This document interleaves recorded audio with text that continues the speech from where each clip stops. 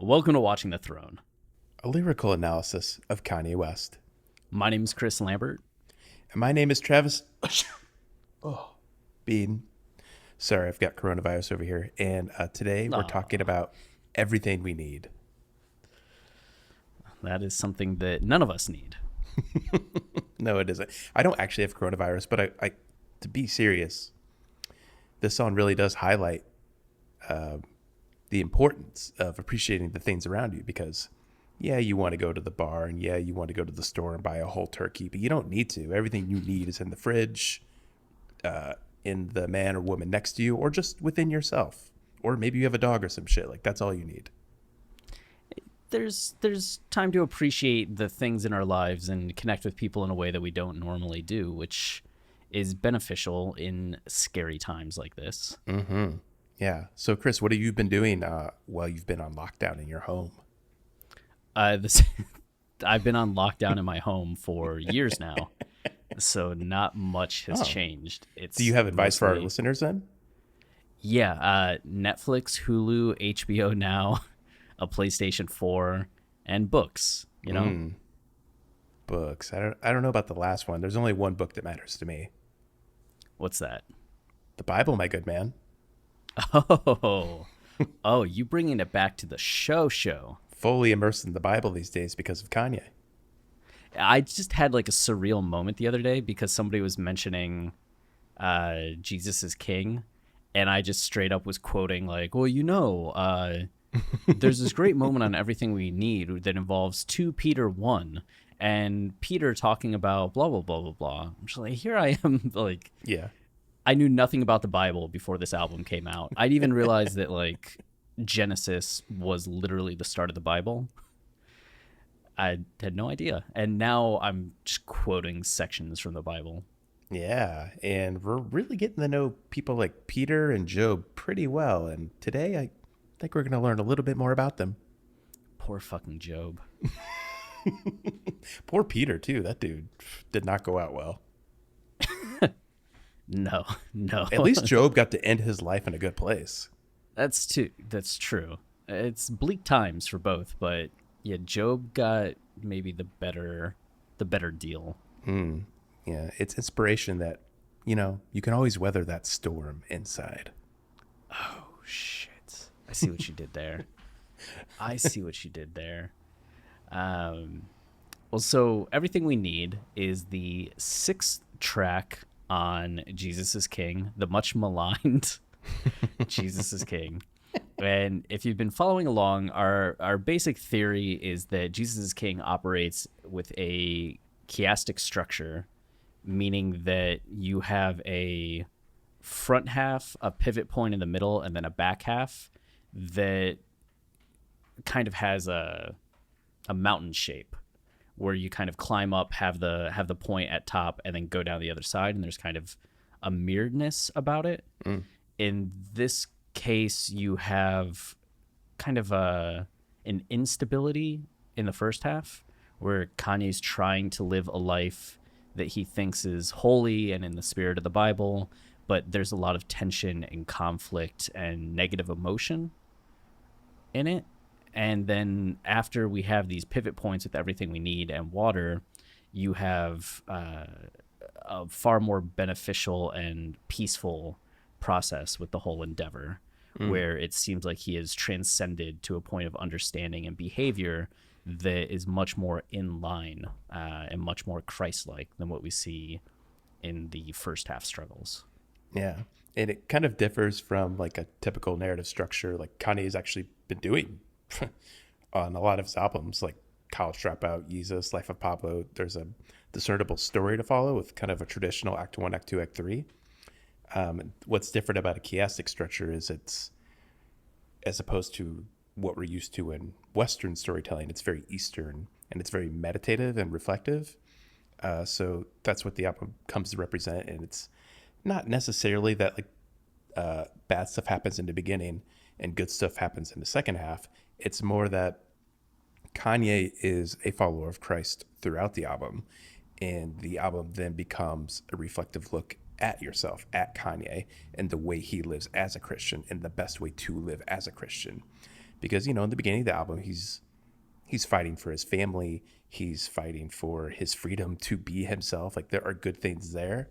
um, I just think when you take the album as a whole and you consider how much calmer he is in the second half, and the kind of character we get coming out of Everything We Need in Water, we then get a more rounded vision of Kanye. So it's not necessarily an up and down journey, but it's just this holistic look at him and how he is as a Christian. He did something similar with Ye and Kids See Ghost, where because there is a contrast from the front half to the back half, you can get the implication of linear movement in the same way that Western stories seem to have, but it's more so in the context of like these things almost coexist. That it's not, it was this and it's now this. It's kind of the whole thing. This is just the whole of it. Totally. And you have this portion and you have this portion, and that differs in a way in terms of, as you were saying, like Yeezus or the College Dropout, where it's scene by scene in a linear story where each successive song is following the events of the previous song. And on Ye and Kids See Ghost, that doesn't really, and Jesus is King, seem to be the case where it's necessarily consequential between songs. It's more so this is just the snapshots of the state of being here and snapshots of the state of being now. Yeah.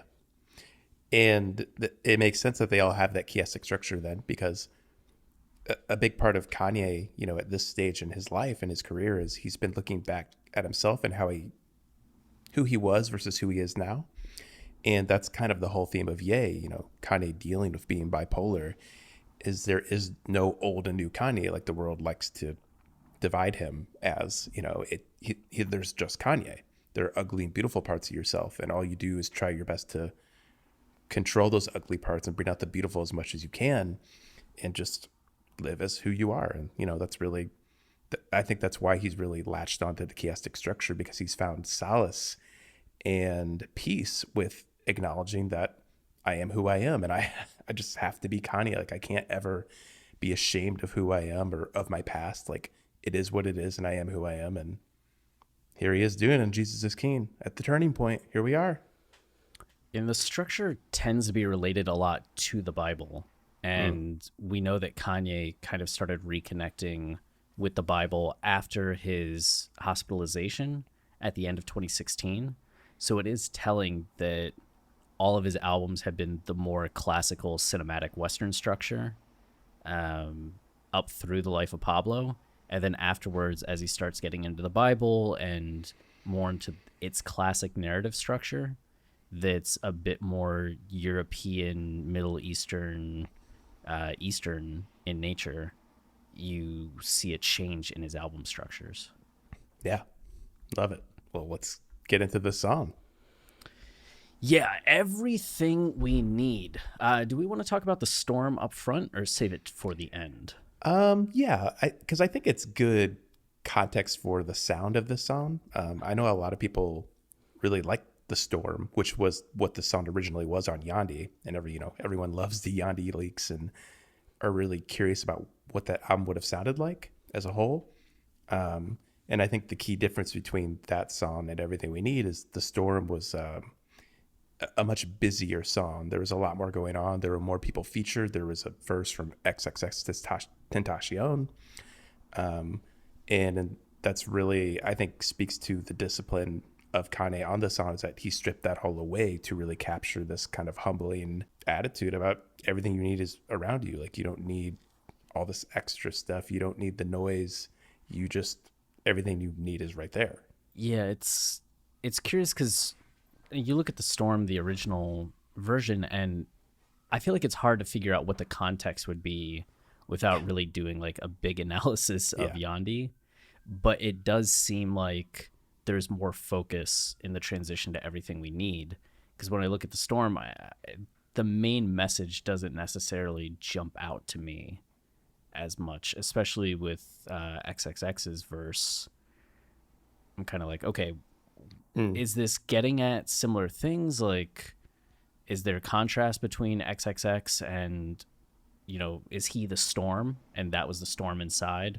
Kind of the same way that Kanye used the features of Assassin and Chief Keef and Designer on Yeezus and the Life of Pablo to capture more of this darker element and attitude to then contrast with the growth that he's experiencing or the vulnerability that he's experiencing. I could see that, and that's cool, but there's something more focused on everything we need that I feel like I end up appreciating a bit more. Yeah, that feels like latter day Kanye, right? Like we're all annoyed that his songs are so short, his albums are so short, and there's not as much musical prowess when really I think there is prowess because he's been disciplined enough to like strip a song like this back. Like it is demarcation point in this album. It needs to be the turning point between the stressful life Kanye lives in the first half and the more fulfilling life he lives in the second. Like this, when he's able to just like appreciate the things around him, like this song needs to be kind of stripped of all the noise and drama that floods every other song in the album. Yeah, and that's really the tension of the old and new Kanye labels, right? Getting back to the discography elements where people usually associate old Kanye with the Dropout trilogy, 808s, even My Beautiful Dark Twisted Fantasy to a certain degree at this stage, I think, and the new Kanye to like Yeezus, Life of Pablo, these recent albums. And it's like the Storm might feel more of that old Kanye in that it's more of a song in the way that you expect songs to be, where everything we need, as you're saying, is like stripped down, is less so, but that's because it's serving its purpose on the album in a far more efficient and effective way. So weaker as an individual product, stronger as part of the whole. Yeah. If you view strength as like that much going on in a song, sure. Yeah, some people do, right? Yeah. I mean, I think you totally hit the nail on the head, though, is that Kanye is a storyteller. He's somebody who crafts these big bodies of work. It's not just about the individual song. The song gains so much power from what's around it. Yep. Very much so. At least for us and how we listen to the albums. So Everything We Need. You may be wondering why the title change from The Storm. And some of that might have to do with, as we know, Jesus is King. Jesus did the laundry on Yandi, and things got cleaned up and shifted. There are a massive amount of biblical references. So when you look up Everything We Need in the Bible, the thing that jumps out is 2 Peter 1, which I guess it's the second book of Peter, the first part. And it's from a section where Simon Peter, a servant and apostle of Jesus Christ, to those who through the righteousness of our God and Savior Jesus Christ have received a faith as precious as ours. Grace and peace be yours in abundance through the knowledge of God and of Jesus our Lord. That's the intro. But this section comes from confirming one's calling and election. So Peter writes, His divine power has given us everything we need for a godly life. His divine power has given us everything we need for a godly life through our knowledge of Him who called us by His own glory and goodness. Through these He has given us His very great and precious promises, so that through them you may participate in the divine nature, having escaped the corruption in the world caused by evil desires. Seems to be a bit in line with part 1, right? And especially serving as a tipping point for a change in behavior. Right here, it's setting up that it's through these things that you can escape the corruption in the world caused by your evil desires. That's very, very telling, and in line with a lot of what Kanye had been talking about in the mini press tour that followed Jesus is King releasing. During Sunday services, Kanye has talked very often about leaving behind the evil desires, how he had been working for the devil and now is working for Jesus, and that he's just in a different place mentally and spiritually than what he was. I wonder where he got that idea from. Yeah, I mean, as you described, Kanye got really into the Bible after the big fallout we had after the St. Pablo tour. And it was just moment of reflection for him where he really had to take stock of himself and find out what mattered in his life and how disconnected from God he had become, and how much he had become this sort of Nebuchadnezzar type figure that he keeps talking about. Nebuchadnezzar, this king who built a gold statue and like wanted people to worship him like a god. And Kanye, I mean, that section from Peter, I feel like just describes Kanye's entire life. Like not even just like this latest period of his career, because Kanye's, he's lost his mom. He's been in a terrible accident. He's had so many confrontations with death and loss that he's constantly had to take stock of himself and find the thing in his life that will push him forward and make him a better man. And it always keeps changing. He always keeps finding new things that are fulfilling. And here, it's kind of reached its apex. It's God. It's this connection with God. It's understanding God and being a good Christian and being Christ-like and doing good in the world. And, I feel like that section from Peter that you read kind of describes that perfectly. And the next paragraph just adds to that. For this very reason, make every effort to add to your faith goodness, and to goodness knowledge, and to knowledge self-control, and to self-control perseverance, and to perseverance godliness, and to godliness mutual affection, and to mutual affection love. For if you possess these qualities in increasing measure, they will keep you from being ineffective and unproductive in your knowledge of our Lord Jesus Christ. But whoever does not have them is nearsighted and blind, forgetting that they have been cleansed from their past sins. I feel like that really sets up the change in behavior that we see. As we have noted, there's a calmness and a clarity and a patience that pervades all the songs after Everything We Need, in stark contrast to the earlier kind of anger and tension that's present on songs like Sella or Closed on Sunday, the combativeness that's there. So this section really does seem highly connected and imperative, and the inspiration for this pivot point on the album. In an interesting pivot point, especially if you know this section from Peter from the Bible and you know what Everything We Need means. Like every psalm before this has been antagonistic, combative, dramatic, full of flair, full of synths. Like it's been kind of a crazy random album up to this point. Like Closed on Sunday doesn't really sound anything like Follow God, yet both those songs kind of have this combative nature to them.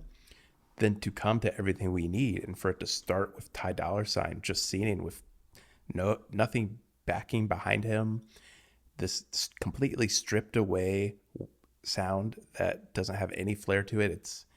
And if you know what Everything We Need means in the Bible from that verse, like it's such a weird transition. And I think we'll see as the song goes, like there's a reason for that. It's not like this song is a sudden turning point and Kanye is like, oh, I understand everything I need now. Like it's just my family.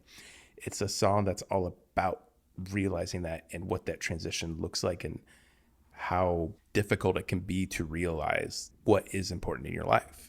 This is one of the things that we talk about with Kanye and the depth of Kanye albums a lot, and especially the recent Kanye albums, is people look at Everything We Need and be like, I wish it was as deep as College Dropout Kanye or as thoughtful as Rose's Kanye, And it may not be superficially in the same ways of that like line by line context that's built up, but when you look at the title like this and the depth that's there and put it into contrast with everything else, there's a depth here and an artistry here that you don't get from those earlier albums, which is the reason why I will forever defend Jesus is King as not a lesser project in Kanye's discography.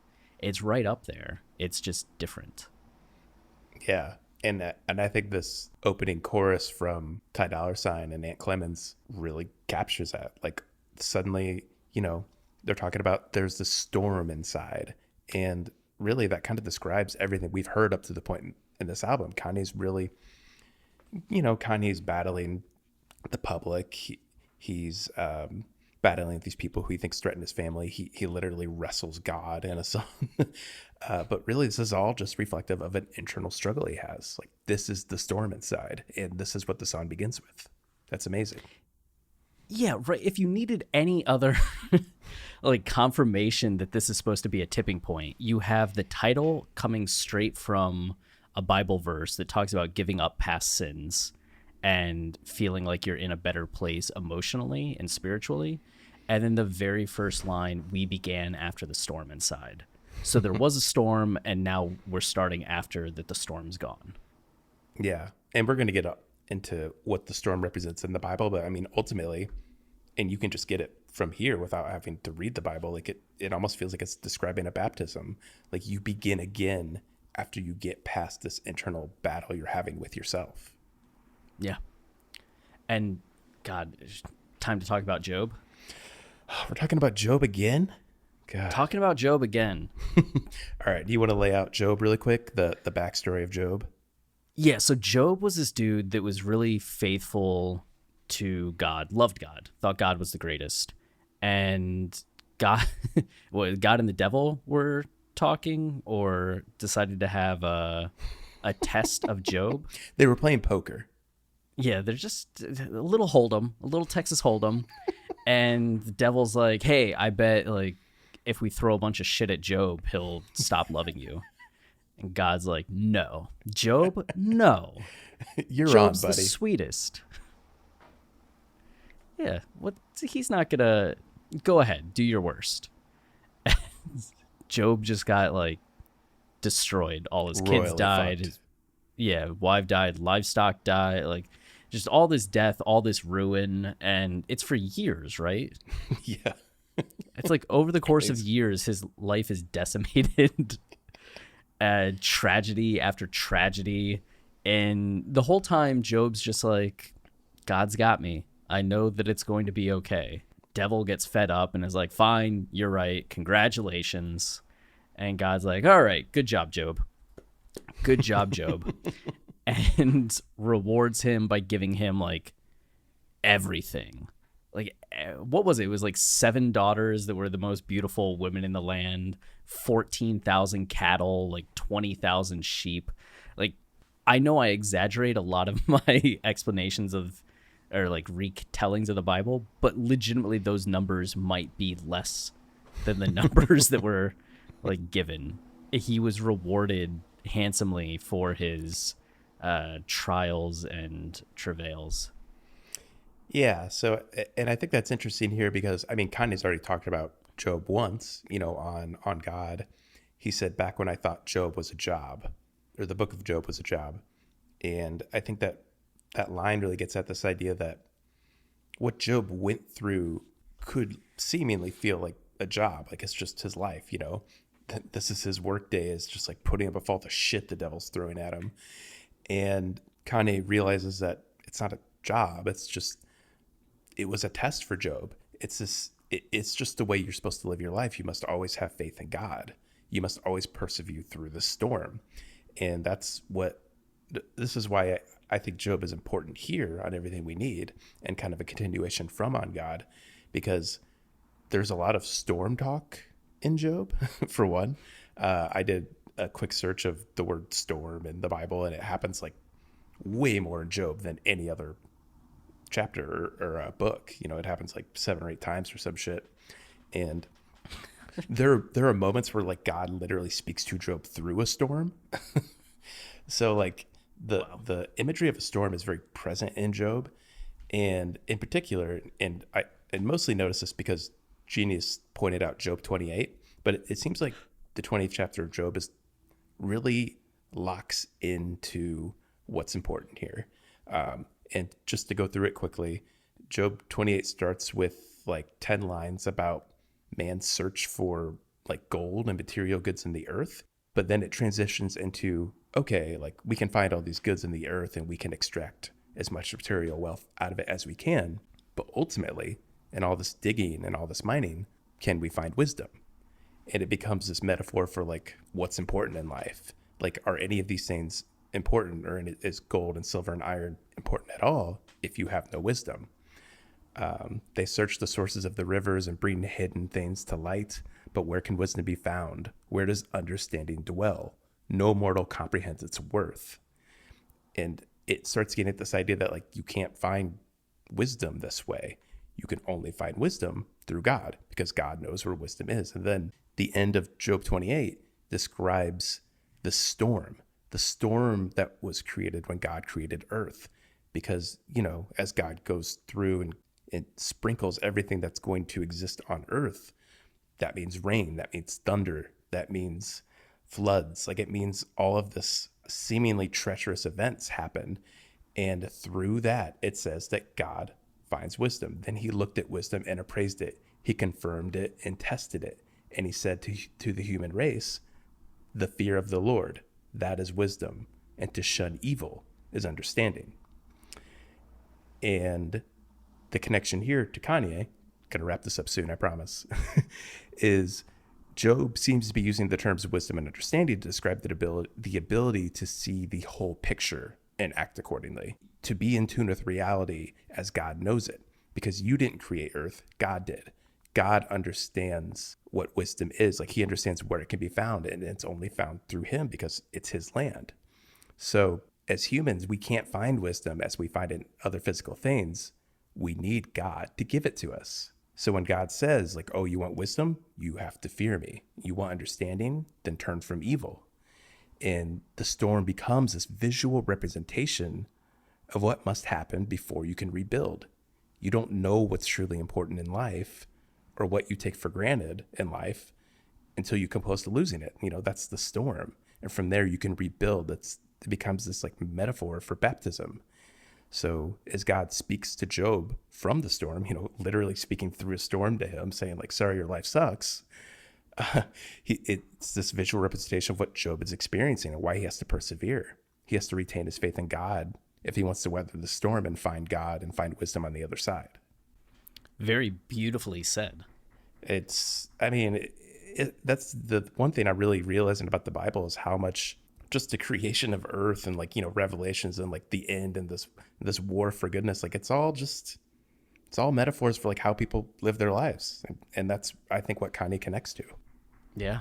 And my cruder contribution to all of that is that when you look at the description of the, you know, when he created the winds and the waters and rain and a path for the storm, it's literally, and a path for the storm.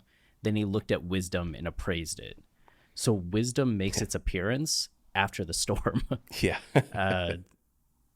I don't know how purposeful of a reference that is, or if it's more just coincidental, but it's funny to me that the idea of wisdom literally comes after the storm.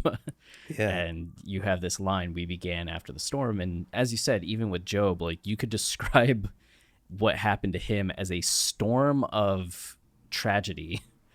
And it's after the storm that he's finally able to have his life resume and be blessed and be enriched through what he suffered. So I feel like there's a lot going on in that way to add that context to what Kanye's experiencing. Totally. I mean, the next line, you know, is lay the land. It you know, it starts with God. God created the storm, and after that he found wisdom and he laid the land. Like, this is earth now. And that's where this morning light comes in. Same thing happened to Job. He went through all this shit. And at the end of it, because he kept his faith in God, you know, his new life opened up. The land was laid. He got his family back. He got all this land and cattle and shit. And the morning light came in. And I think that's all Kanye's doing here is the storm that he's been experiencing internally in the first half of the album. After that, after you get through that and grow and realize how to be a good Christian, like the land is laid and the morning light floods in. Just want to note, poor Job did not get his family back. He got a new family. He got a new one? He got a new one. Well, that's fine. I mean, it's kind of like getting it back, right? Kind of. Poor If Job. you just name all your kids the same names. Right, and tell your wife that you renamed her. Well, I mean, it's Job. If you want to be of Job, you're going to have to change your name. You're Alice. You're Alice. I don't care what you were before. You're Alice now. Uh, Yeah, so you have this kind of beautiful visual that comes from Ty Dolla Sign, and that's the intro that something has passed us by, and in the wake of it, there is a sense of peace and refreshedness. There's a new morning, there's light, there's land. Like, here we go. And you head into the first verse with Aunt Clemens wooing and hooing it up. And again, if you needed any more confirmation, if you're like, oh, I think these guys might be reaching on this a little bit, the very first lines that Kanye says are switch your attitude. it's time for a change in my demeanor.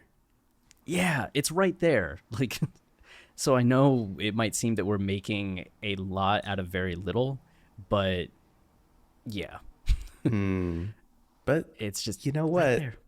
This we have to remember though, it is Kanye, and sometimes the power in his words are found because like there are double meanings, or it's not that there are double meanings, it's that there is more than one meaning. Like things don't just mean one thing. And I think it's interesting here that, switch your attitude. He's saying is he saying that to himself, or is this somebody saying to him like, hey, you need to switch your attitude? It kind of carries that air to it that you're not quite sure what he means in the beginning. Well, there's a triple reading. Oh, like, yeah. Is he talking to himself? Is somebody talking to him? Or is he like preaching to us? Right. Yeah. It can go either way on that. Yeah. And I think the important thing here is that I don't know why I keep doing this. I keep trying to address like what criticisms that may come from people, and how like that's not a good thing, that like there's no clear meaning right away. But to me, that's the power of it, especially here in the middle of the album, which it's a transitional song, and Kanye is really caught between, the ego and the flair and the drama of the first half, and the more reflective, thoughtful person we find in the second half. That those two ways of looking at the line like are kind of representative of that. Like Kanye isn't just one thing or the other. He's both halves of this album, and he's just trying to find solace and find inner peace with himself. Yep. So you get switch your attitude. Go ahead, level yourself up. That different latitude, which level up is common lingo after video games became so popular. Increasing your strength and your power, like you level up in your career, you level up in your relationship, you level up in whatever goals you have for your life. But in the case of somebody talking about spirituality and their relationship with God, there's something a little bit more tongue-in-cheek about leveling up in that different latitude. You really are going to a higher plane of existence in terms of your spirituality.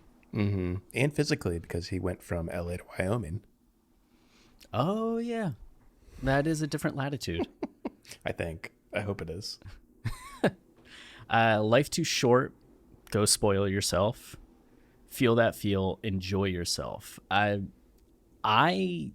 might be more of a stretch, but I tend to find, and I think Travis would agree, that a lot of the power and one of the main storytelling things that Kanye does is intercontextuality. So a lot of the songs reference other songs or in the context of the songs that we've already heard. So when you're hearing All Mine on Ye, it's in the context of you already hearing Yikes and the information that you have on Yikes, right? When you listen to Wolves, you should be listening to it with the context of everything leading up to Wolves. And you should consider Wolves and everything after it on The Life of Pablo. So with that in mind, when you get a line, life's too short, go spoil yourself, it may just seem very straightforward. But when you consider it in terms of what Kanye had been saying in Closed on Sunday, where he's talking about shutting himself away from everybody and not letting these influences into his life to corrupt his family, and especially on God, where he's talking about not wanting to pay taxes and he's worried about his family starving. And there's a sense of control and a need to control uh, your wealth because you're afraid that the wealth might run out. And there's something that's a lack of faith in God and what God will provide in that attitude. So when Kanye commits to believing in everything we need, we will get from God, then I feel like these lines are directly contrasting that attitude of trying to control what your kids encounter, trying to control where your money goes and how much money you're charging, and being really worried over that, because you know God's going to provide and it'll be okay when you have that faith. So here he's being much more carefree than what he just was in the previous song. Yeah, it's interesting. Yeah, you definitely could read it that way, and I don't disagree with it because I think the song is all things. Like it feels like it's describing so many different ways of viewing the world, especially after, that lay the land line, and it gets into this idea of like how you see the world and the land that you lay. It's not lay of the land. Take lay of the land is this phrase you use to take stock of what's in front of you and just kind of understand what's around you. But lay the land means you lay the land, like you create your environment. So I feel like that sense kind of like reverberates throughout the song. And, this life too short, go spoil yourself line, that could mean spoil yourself like with your family, like it's a very humbled way of looking at it. Like, you've got your family, you've got your wife, your kids, friends, family all around you. You have your home, like just spoil yourself and indulge in what's directly around you. Or it could be getting into like the lay of the land is the world, and you spoil yourself in the world. You go out and do things that make you happy that are beyond what's in your micro environment. I feel like all of that is there, and no matter which way you shake it, like it kind of just feels like he's trying to get to a better place. At least, it doesn't have that feeling that the first half of the album had.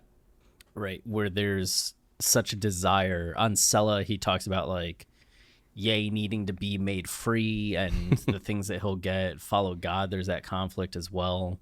Like there's just tension in all of those Yes. songs, and some of them even end in screaming.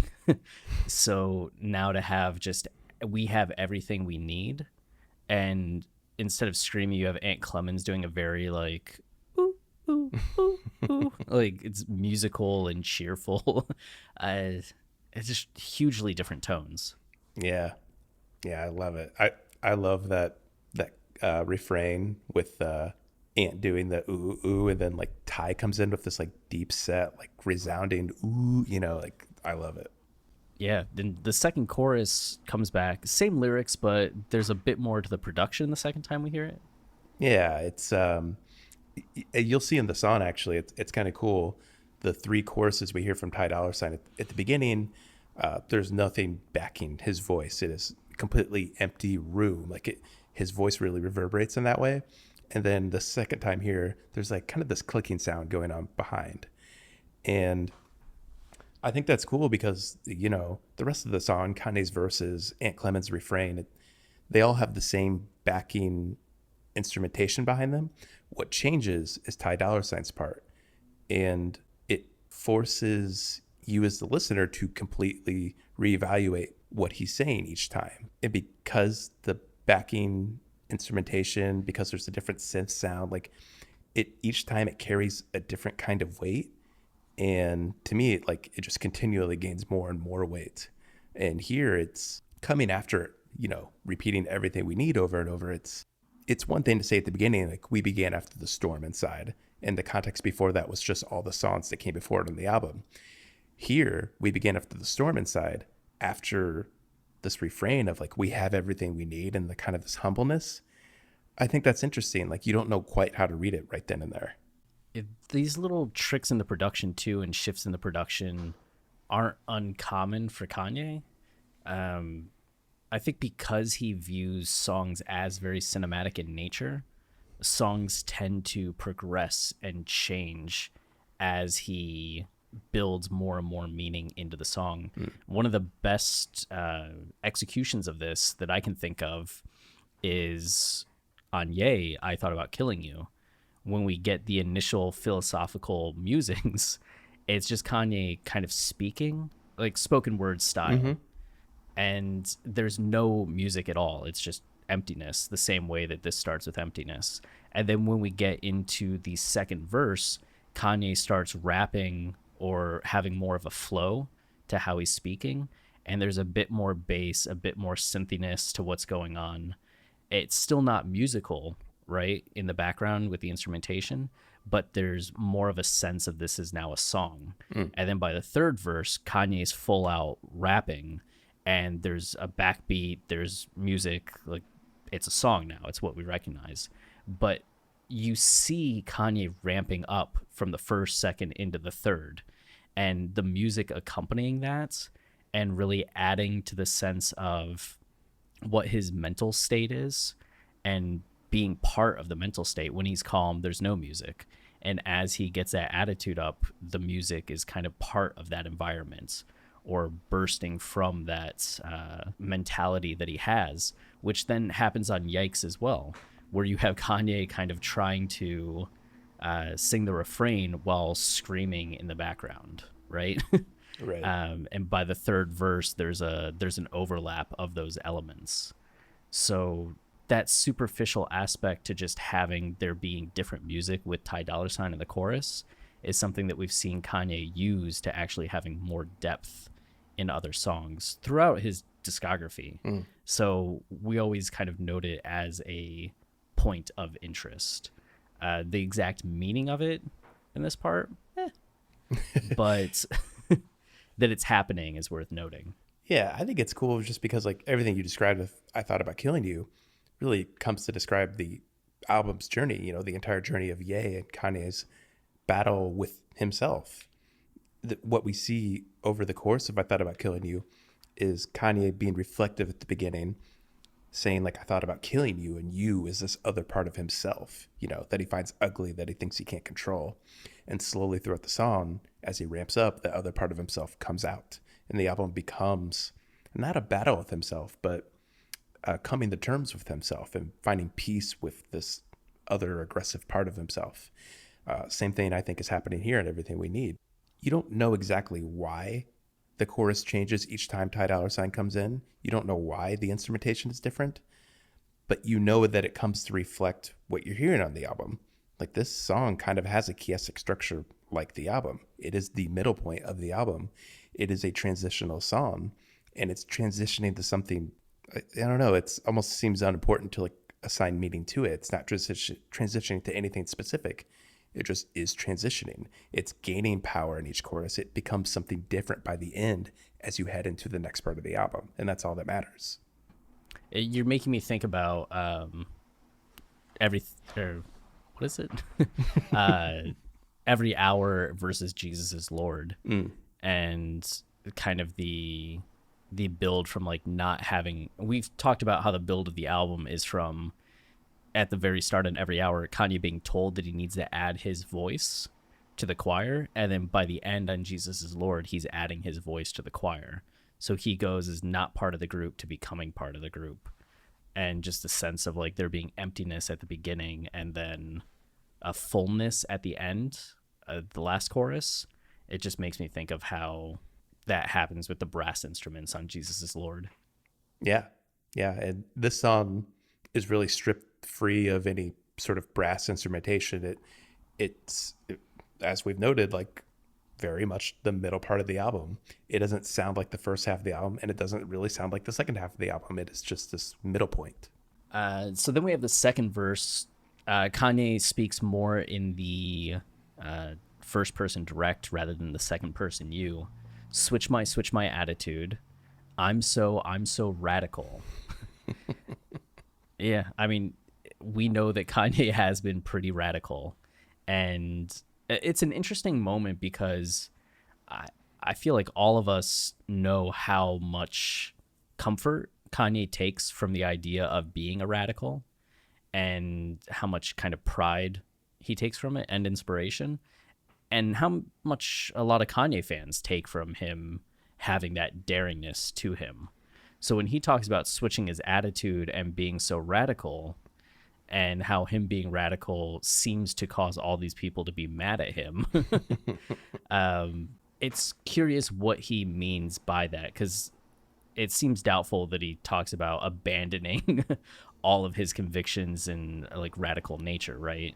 I mean, he's still Kanye West, but it does seem to imply that there's an awareness of trouble that has been caused, the same way that on Ye he talks about with Would It Leave, understanding what he's done and where the conflict comes in from his behavior and how people respond to his behavior, and a need to act in better ways, which is why the last few songs on the album are about improving behavior, and having this appreciative understanding. So when he talks about all these people mad at dude, this is for who it mattered to. Like, if you're one of these people that are mad at him, then listen up.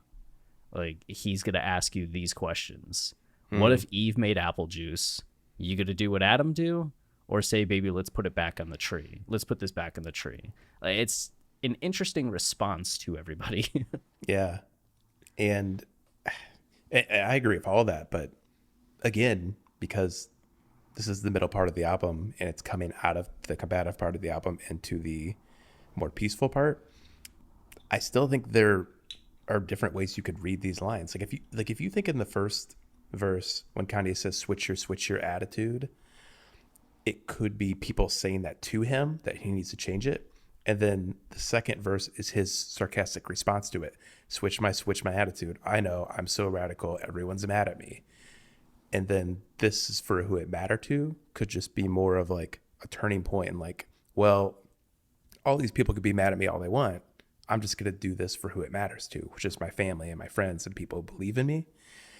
I don't know if that's true. And especially after everything you said, I don't think that's true, but it's just something else I love about the song and Kanye's vagueness sometimes, is that both kind of work and both kind of fit with the journey of the album. Like, Kanye isn't just a better person on the song suddenly, a better Christian. He's in that transition phase, which means he could still have some ugly thoughts. Absolutely. And you saying that, this the second reading kind of took shape in my head as you described that, because if you're reading it that second way of it's somebody talking to Kanye in the first verse, telling him to switch your attitude because, life's too short, go spoil yourself. And their idea is we have everything we need. There's a superficiality to that then. Like, it's because life's too short, you should enjoy yourself. It's indulgence again, which indulgence has been one of the great villains in Kanye's discography. And that would make everything we need kind of superficial the first time we hear it. But when Kanye responds with switch my attitude, if you're reading it as a direct response to that person, then him talking about, like, if Eve made apple juice, you get to do what Adam do? Are you just going to drink it because life's too short and you have to spoil yourself and enjoy yourself? And he's like, no. Like, you're going to put it back on the tree because God has given us everything that we need. So that second time we get everything we need, it's in the context of God rather than in the context of just superficial indulgence. Yeah. And having that contrast between the first and the second shows kind of the contrast where Kanye's at this point. He's not somebody that's just going to indulge. He's somebody that's going to put it back in the tree because he doesn't need everything that we need in the material world.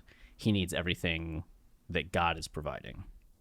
That's awesome. That's so beautiful that either way you read it, it kind of gets to this pretty similar point of we have everything we need. He still gets to a similar point in his character journey. Absolutely. Right. I think that's the thing. We often have our definitive reading of songs. And I think for the most part, that can be challenged typically. I won't say all the time, but I think generally the idea is, even if you disagree with some of the line by line analysis, we should be able to agree just there's still transition. Whether you read the first verse as Kanye talking to himself, somebody speaking to Kanye, whether you read the second verse as kind of that counter comment or just further elucidation by Kanye, you still get the same thing. He's in this transition period. He's acknowledging that God provides everything that we need, and he's going to move on with that spirit. Yeah. Yeah. I love that. That's awesome. Yeah. And I guess if we are reading in that first way where he's addressing people that are mad at him, what if Eve made apple juice is a pretty funny question to ask. I love that about Kanye. He always like modernizes things a little bit because these lines don't even really make sense if you think about them like logically. Like, what if Eve pulled an apple from the tree, made apple juice? Kanye's response to that is to put it back. But how are you putting it? I don't know, but I still love it. You just hang the glass of apple juice from the tree. I guess so. It's the same thing. It came from the apple. But yeah, that's great. I love that imagery. It's awesome. Yeah. Now that I've said the second theory, I'm even trying to figure out how the first theory now, like how this response makes sense to those who it matters to. I guess it would just be showing that for those that matter to, like, he is having this understanding of not trying to have everything the way that Adam did before, and just acknowledging that, like, they're already in the Garden of Eden. Like, they have plenty. Why do you need to have apple juice? Yeah. Yeah. And then we get the last refrain, which is, again, completely the same. Like, it sounds the exact same back instrumentation. And then, we head into the chorus that one last time, and it's so different. There's this dreamy, resounding synth that reverberates underneath Ty Dolla $ign. And like, it just sounds completely different from the beginning where it's completely stripped away. I don't know. I think it really just like lends power to this moment and how Kanye really is ready to begin again after the storm we've experienced in the first half of the album. I just love that it has more of that, whether there's like a specific narrative meaning there or not, just the idea that the song has a sonic journey that it goes on through the chorus, where you can keep everything else sounding the same, but just by giving the chorus emptiness, a primordial instrumentation under it, and then a full resounding complete, it really does give the song independently its own sense of beginning, middle, and end, or beginning and conclusion, which just a little thing that I think makes a huge difference. Yeah, it's the shit we nerd out on. Yeah, very much so. Songs that say stagnant, I get so bored by. And, like, I even understand someone having an aversion to that or not even really caring about that when you have songs like Runaway or Hell of a Life or All of the Lights that have so many different parts and move so much and are so bombastic. I can see listening to Everything We Need and not really being impressed by it. But I think there's just as much power in what you described, like this discernible sonic journey that happens, like something so specific and something so purposely done that you can't help but think like there's a reason for that. Like, it almost requires more thought process from you to like reevaluate what the song is and like figure out what it means, as opposed to just like, just steeping in the lushness of a song like All of the Lights. Like, you really do have to kind of do work to figure out what the meaning of the sonic nature of the song is. Yeah, you got to meditate on it to get it straight. Absolutely. Well, so that's everything we need. And that'll lead nicely into water, which, you talked about baptism a few times in this episode. And what do you need for a baptism, Travis? Whole lot of Coca-Cola. I mean, water. Yeah. I mean, you could use Coca-Cola. I guess so. Seems very dystopian, right? Yeah, and it's made of water. I imagine a dystopian world where water has become like in such short supply. All we have are manufactured soft drinks that are using like a water substitute. So people now start doing baptisms in Coca-Cola. Sounds awesome. Let's go ahead and cut this part out of the podcast and get started that script right now. Yeah, right. 3 years from now, we see a movie. And it's just like in a dystopian future where water is scarce. One product rules them all. Coca-Cola. Welcome to Planet Coke. Oh, Planet Coke, such a great title.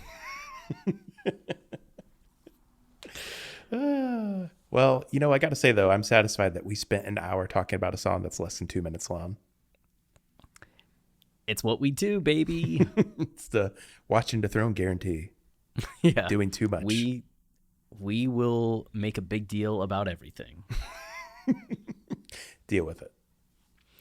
If you want to see the big deal we made about the rest of Kanye's discography, you can go to Patreon and listen to all of our old episodes. Patreon.com/Kanye Podcast. We've covered pretty much every single Kanye West song, so go have fun with that. Yeah, everything except Cruel Summer and, much to a lot of people's chagrin, Watch the Throne. We're going to cover Watch the Throne, though. Don't worry. Yeah, it'll happen. It'll happen. Anything else? No, this was a fun one. It was. Thank you for enjoying it with us. And if you have any thoughts, questions, concerns, you can go ahead and hit us up on Twitter at Kanye Podcast, and we'll be happy to hear them. And in the meantime, don't get coronavirus and stay wavy. Yeah, do your part. Keep it loopy. And holy.